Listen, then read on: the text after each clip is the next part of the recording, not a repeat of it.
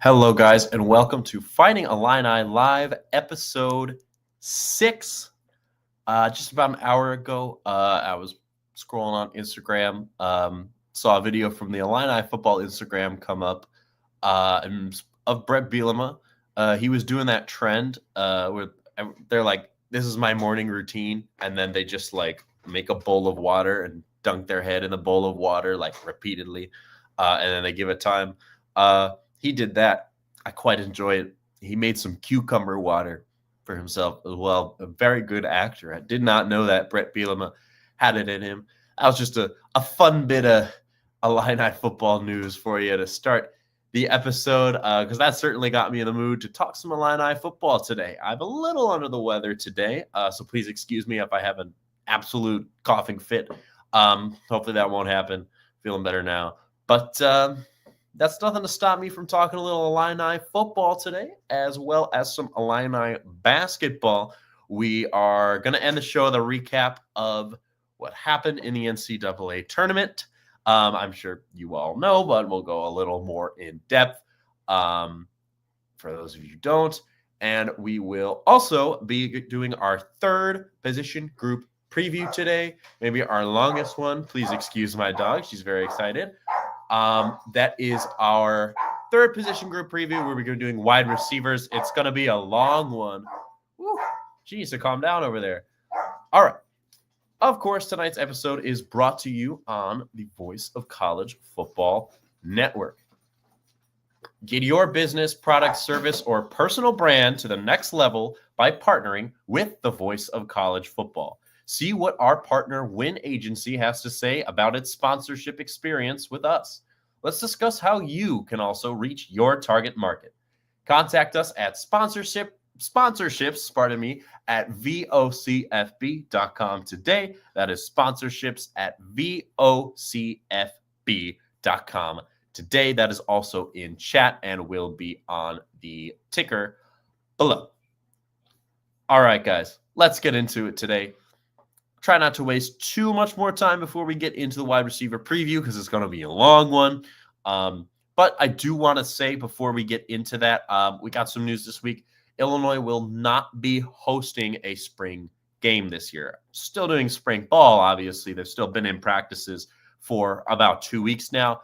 But there will be no official spring game. It's a combination of a lot of starters are not participating. Geez, I cannot talk today. Like Xavier Scott, for example, a lot of the stars are not playing in spring ball to recover from some lingering injuries and whatnot. There's also renovations to Memorial Stadium. So it's nothing to be worried about. Just combination of those two things isn't great. So there will not be a spring game. That does not mean there is still spring ball, but very sad that we cannot attend/watch that spring scrimmage. Let's get into it today, guys. All right. Wide receivers. This is one of the most important positions on this roster, of any roster, sure, but especially for this Illinois team who is getting about 85% of their roster back. Their two biggest losses in Pat Bryant and Zachary Franklin, both at the wide receiver position. So the wide receivers are certainly going to look different this year. We're going to need some transfers to step up. We're going to need some recruits to step up, perhaps. We're going to need some guys who didn't really play last year to really step it up, even guys who did play last year. Someone's going to have to fill those shoes. Those are two very big pairs of shoes to fill in Bryant and Franklin. So let's see what our 15 wide receivers are on the spring roster for the Illini right now. Let's see what these 15 guys have to offer. So we have 5 returners who did get in a game last year. That is Hank Beatty, Malik Elzy, Alexander Kapka-Jones, Colin Dixon, and Ashton Hollins. Then there are 6 returners who did not get in a game last season. Those are Mario Sanders II, Michael Bortolotta, Morrison Gidgets, Carson Kaiser, Tyler McClure, and Carlos Orr Gillespie. We then have 2 transfers. That is Hudson Clement and Justin Bowick.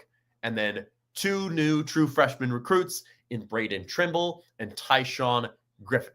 All right. So today we're going to start out with the returners who did play last year, right? These are going to be the guys you're most familiar with. These are going to be the guys, besides the transfers, of course, most likely to fill those shoes. We're going to do these guys, then we're going to do the transfers, then we're going to do the guys who are returning but did not play, and then we're going to cap it off with our 2 freshmen.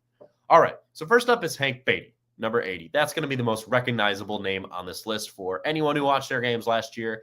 He is a senior. He played in every game last year. He was more of a return man. He did still get some reps at wide receiver. He had 20 receptions for 294 yards and a touchdown. He also had 1 carry for 11 yards in there. But his punt returning was far and away his best skill this past season and throughout his entire career with the Illini. He was 4th in the nation last year, 14.1 yards per return on punts. And he was also all Big Ten 3rd team, named by the media as a return specialist. His best game, though, at wide receiver, he did have quite a game against the Gamecocks in the Citrus Bowl. He had 4 receptions for a career-high 90 yards, including a 59-yard reception. So he certainly showed some of that explosive ability that he already have seen on punt returns, but showed at wide receiver, too. Had a really nice game in the Citrus Bowl. Love to see that. He's proven punt returner, right? He's going to be starting as a punt returner again, barring any disaster, right? That should be a given. He was all Big Ten 3rd team. It's unclear how much of a role he's going to have as a receiver, right? He didn't get a ton of reps last year at the wide receiver position, but when he did, he was good. He's definitely a deep ball threat. He's very fast as well. He's good on some give and goes. That's what that 59-yard reception was. Excited for him, and he's probably the most likely candidate of the returning players to really step up into a starting role in the wide receiver core. Next up is going to be Colin Dixon. He is number 17. He is a junior. He also played in every game last year and did have a catch in all of them. He is the only receiver on this Illinois roster returning that did actually have a catch in every game. He had 18 receptions for 264 yards on the season. His best game was against Purdue. He had just 2 catches, but it went for 69 yards, in large part helped by a 41-yard reception. Didn't get a whole lot of receptions, right? He only got like 1 to 2 a game, right? But lots of 20-yard, 30-yard catches. Every time he got the ball, he was getting you a big gain. So there's definitely some explosive ability in Colin Dixon. He's a junior now, upperclassman. Definitely expect him to step up as well as probably, besides Hudson Clement, who I'll get to later, their biggest deep ball threat, without a doubt. Next is Malik Elzy, number 8. He is also a junior. He played in 9 of their games last season, had a catch in 3 of those 9. Those games were EIU, Nebraska, and then the Citrus Bowl, where he had catches. A lot of people got involved in the Citrus Bowl. Big part of that is because Pat Bryant did not play. Zachary Franklin did play in the Citrus Bowl. So that's why we saw some guys step up, like Hank Beatty had his biggest game in the Citrus Bowl, right? The run game, I was talking about the running backs last week. Josh McCray was the MVP of the Citrus Bowl, right? A lot of other guys got to step up without Pat Bryant. And that's going to be what we're going to see even more so now without Zachary Franklin. So he got a catch in the Citrus Bowl as well. 4 catches overall across those 3 games, 77 yards. He did have a touchdown as well. That is a slight improvement on his 2023 line as a freshman. His best game was against EIU. That's when he caught that touchdown in the first game of the year. He had 2 receptions for 51 yards. He's going to need to step it up for sure. I mean, he only had 4 catches last year, so he's definitely going to see a bigger role this year, right? He just was kind of buried on that depth chart. But we should get to see Malik a lot more this year. He didn't really light up the stat sheet. Not to say that Dixon and Beatty did, but not quite to the same extent as they did, right? 4 catches is quite a bit of drop-off, at least in playing time. And he didn't even get into 4 of their games. Only had a catch in 3 of them. Didn't really do much except for, the 51-yard and 1 touchdown game. That was against EIU. So, I mean, maybe he'll torch Western Illinois first game of the year this year. But other than that, we really haven't seen what Malik Elsley can do against the high tier competition, right? We haven't seen him take a regular role. He's just in for a rep or two every once in a while. So he's definitely going to get an increase in playing time with this roster at running back this year. So look out for Elsie. There is a lot to be discovered about him still, even though he's been with the Illini 2 years. Next is Alexander Kapka Jones, number 7. He is a junior as well. A lot of juniors returning to the Illini at receiver. He played in 7 games, had 2 catches over the year. Those 2 catches went for 21 yards, so barely played. But, I mean, he did get in 7 of the games, at least 1 rep, even though if he wasn't getting the targets, that's certainly good. There's an overall lack of experience at wide receiver for this Illinois wide receiver core this year, especially for their returners. I mean, 6 of their 11 returners didn't even play in a game last year. So these are the guys that you're going to be stepping up, even though he had 2 catches. So it was his first career catch he made, actually, though, was a big 16-yard third down conversion in that Michigan State game. That was a crucial moment of that game. That was his first career catch. His second catch was in the Citrus Bowl, where he made his first career start as well. He had 1 catch that went for 5 yards. He's a very likely candidate to move up in playing time, especially since Bielema trusted him with getting that start in the Citrus Bowl after Pat Bryant sat out. So that's pretty big. I think he is going to maybe leapfrog a couple of guys on this depth chart, right? He has a start under his belt. None of these other guys do, other than the transfers. So that's pretty big for what we know right now about Alexander Kapka Jones. I just think him starting in their final game is a good sign that he's likely going to be starting or at least getting a big increase in playing time. Probably will see the biggest increase of anyone on this roster who got some playing time last year, right? Very excited for Alexander Kapka Jones in that opportunity. We'll see if he's starting again. Week 1, we got a long way to go till that happens. But we'll keep an eye on spring ball and see what he does there. The last returner who did get in a game last year is Ashton Hollins, number 2. He is a sophomore. He played in 4 games as a freshman last season before he was injured. He had 2 catches for 40 yards against EIU. He did not have any catches after that in the remaining 3 games, and then, again, could not finish the season, unfortunately. 2023, though, he had 9 receptions for 119 yards, and that was in 2023, 119 yards, 9 receptions. He has a good spot to be ahead of Kapka Jones and Elsie since he was hurt, and he got in every game before he was hurt, right? And he put up over 100 yards in the season before that. That's nothing amazing, right? I mean, teams have guys that can put that up in 1 game, but compared to some of the stats I've been reading, that's pretty monumental that he was able to pull that off. He is a junior, to correct myself from before. I thought that was weird because I had stats for him from 2023, but I said he's a sophomore. He is a junior. As my apologies. That is Ashton Hollins, and that does it for the returning wide receivers. We now have 2 major transfers coming in, and these transfers are both going to be a big deal on this roster. First, wearing number 13 here is Hudson Clement.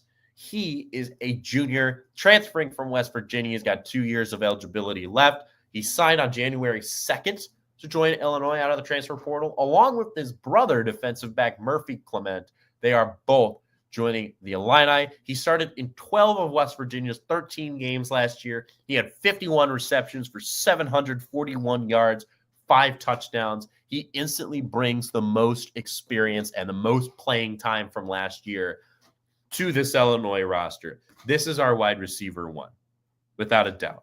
And this will prove it, right? His best game, West Virginia played in the Scooters Coffee Frisco Bowl. That's a mouthful. Against number 25 Memphis.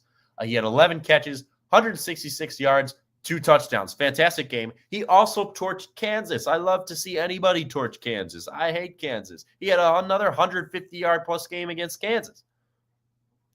And also, if you want to learn even more about Hudson, the Illinois Instagram posted a couple days ago an interview with him at Spring Ball. That was very good. The content through Spring Ball has been fantastic from Illinois admin, so definitely check that out on the football team Instagram page for more info on him. But my opinion, just based off those stats alone, this is he's going to be the wide receiver 1 unless someone really takes a leap in spring, right? I think the only guy that has a chance to compete with him for that is the next guy I'm going to talk about, Justin Bowick. But I think right now he's a clear number 1. He's got explosive big game potential, right? He dominated against the number 25 team in the nation, and he should see a big stat boost too, because West Virginia, I mean, they were 6-6 last year, right? I mean, he's definitely going to see improved play with a more seasoned, just better quarterback with Luke Altmaier, right? In a more efficient offense.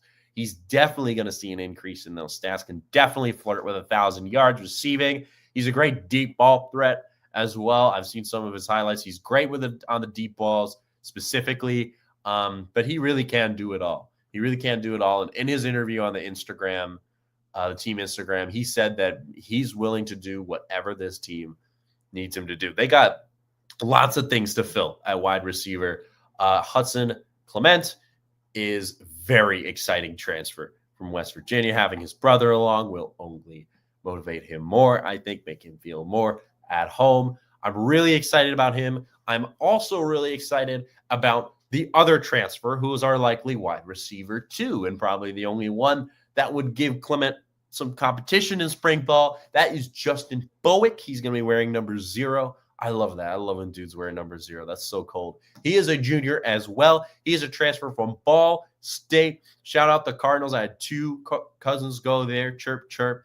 He previously played at Eastern Illinois in 22 and 23. He signed here on December 21st. He has 2 seasons of eligibility left. He started in only 4 games for Ball State last year, and then he decided to redshirt the rest of the season. So we got a redshirt sophomore situation there at Ball State. When I read his stats, it's going to be very obvious as to why he decided to do that.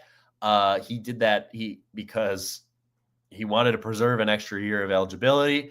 And let's just say he knew he was going places, right? He moved up from EIU to Ball State, right? Moved up to the MAC.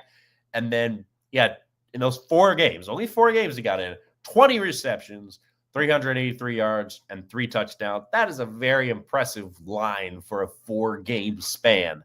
So I think it was pretty obvious that he was going to be moving on up again. He has moved up from Eastern Illinois all the way to Illinois. We know how big of a jump that is after watching Illinois play Eastern Illinois. They obliterated them. His best game of that 4-game span was week 3. He had 8 catches for 171 yards and a touchdown against Miami of Ohio. And then the very next week, he followed up with another 7 catches for 148 yards and 2 more touchdowns against Buffalo. And then he said, I'm good, y'all. I'm going somewhere else. So he knew he was going somewhere else. So he preserved an extra year of eligibility just to play a second year at Illinois. So he and Clement are both around for the next 2 seasons. He also has an interview that went up a couple days before Clement's on the team Instagram. I would check that out as well.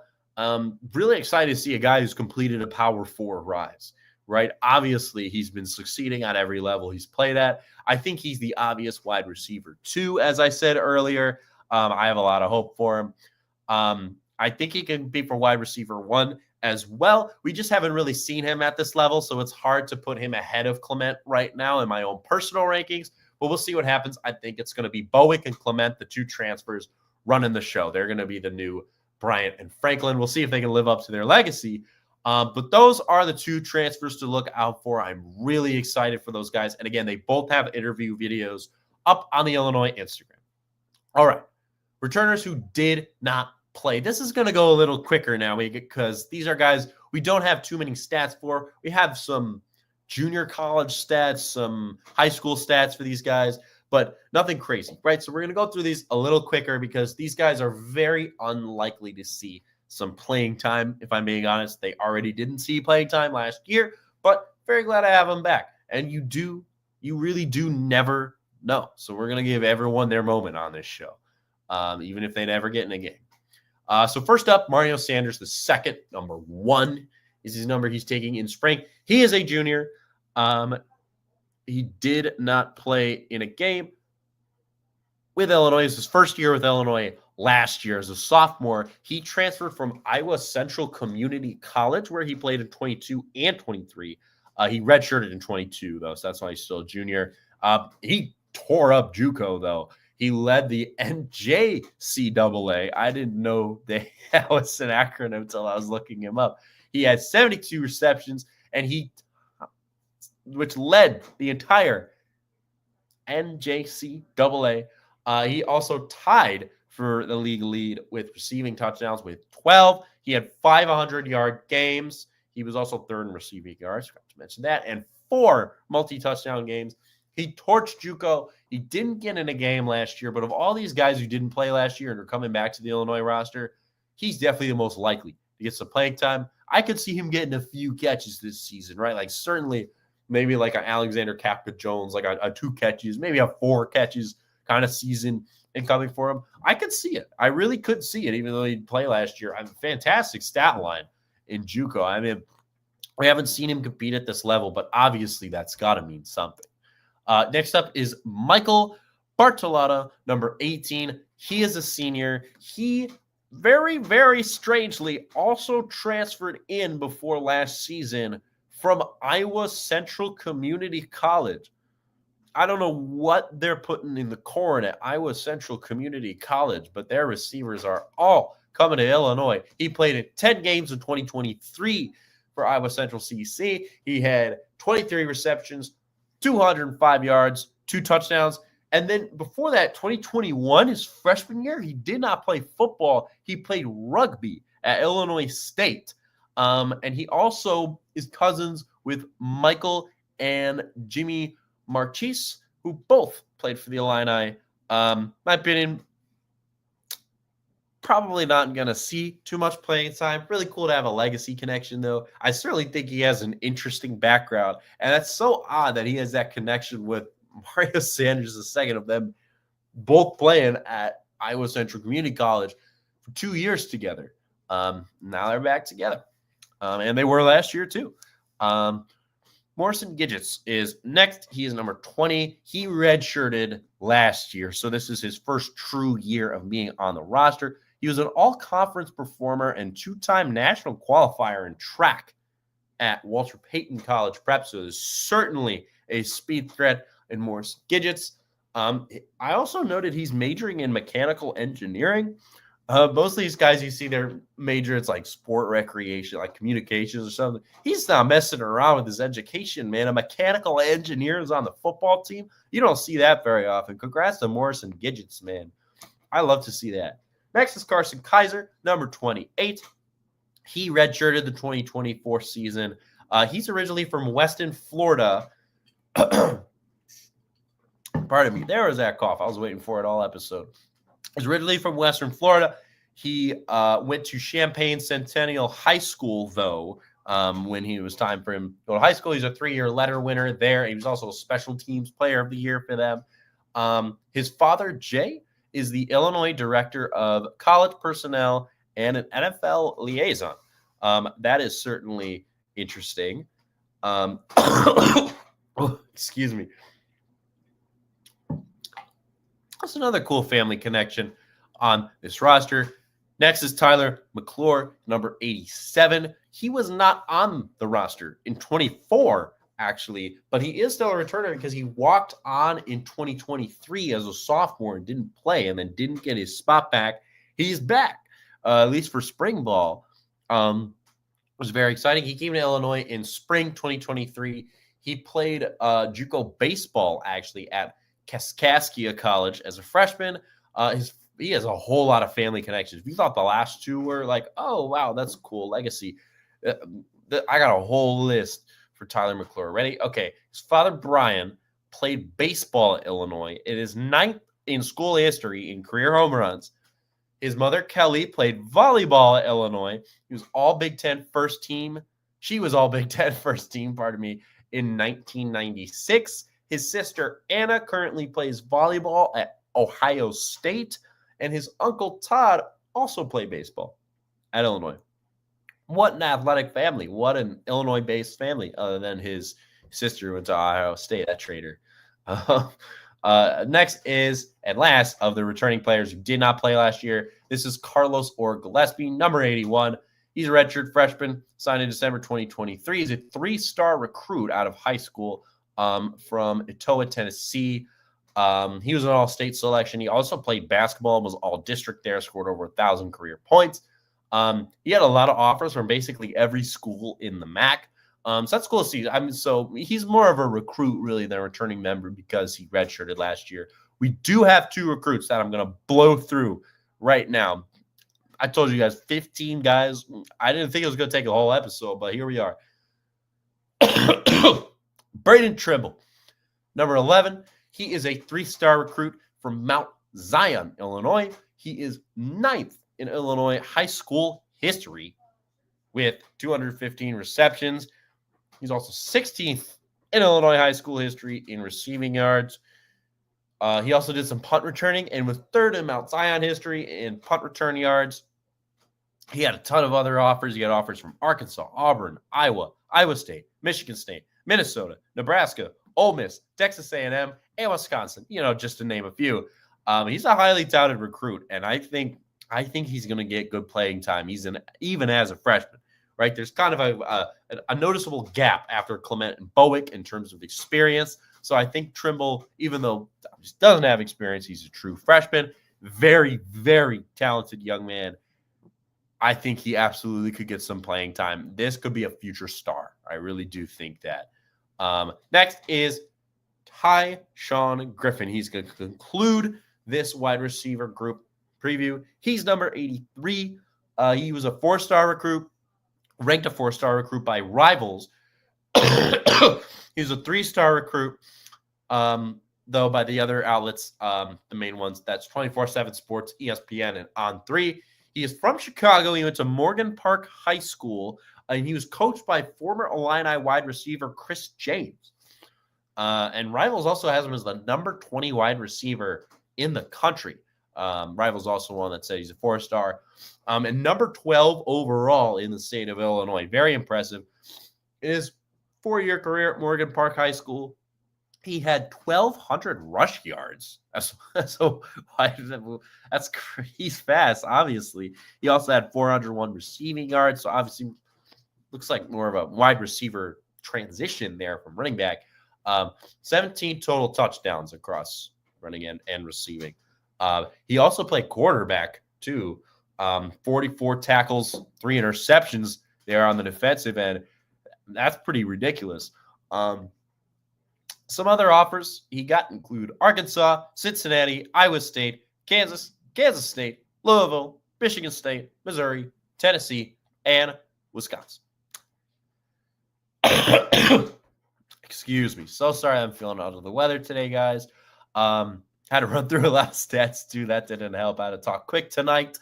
How about that? A wide receiver position group preview just took us the entire episode, right? We're not going to get any time to talk about basketball.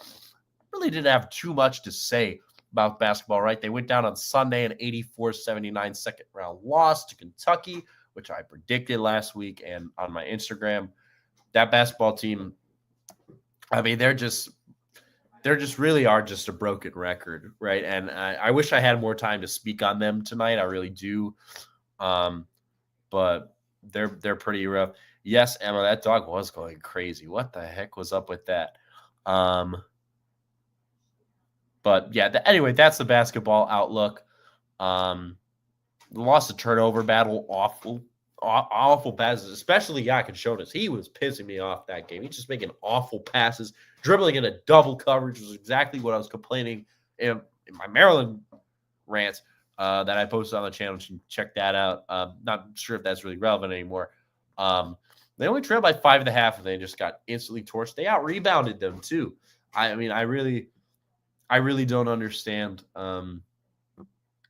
Watching that team play that game, I couldn't even understand how they made it that far. Anytime they play a team that's a contender, real physical team, and is a true national title contender, I can sure consider Kentucky to be. I mean, they're in the Sweet 16, too. Who isn't a national title contender in the Sweet 16? That was rough. That was very rough, to say the least. I mean, I was saying it in the Maryland game. They just haven't proven to me that they didn't prove all year that they could beat a team of that caliber, and they proved me right on Sunday night against Kentucky. It's a shame to see. Bielema, please just keep dunking your head in that cucumber water and don't let this football program that you have so amazingly rebuilt fall to the same cycle of mediocrity that a basketball team unfortunately is in now. Thanks for watching, guys. Sorry I went over time today. I'm sorry we only talked about wide receivers really today. Enjoy the second weekend of the NCAA tournament. It starts tomorrow. There are 4 Big Ten teams alive. That's Michigan, Michigan State, Maryland, and Purdue. And don't miss, next week, we're going to have the tight end preview for you to kick off the episode. It'll be a lot shorter than this wide receiver one we just had. Thank you so much, guys. I'm going to get some water for my throat. ILL.